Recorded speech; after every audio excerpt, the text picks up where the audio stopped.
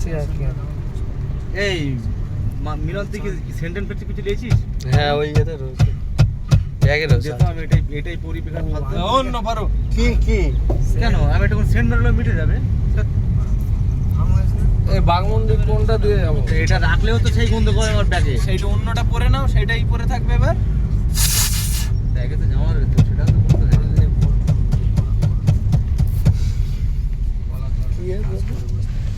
কি এতে স্পিকার মনে হয় পানি গেছে।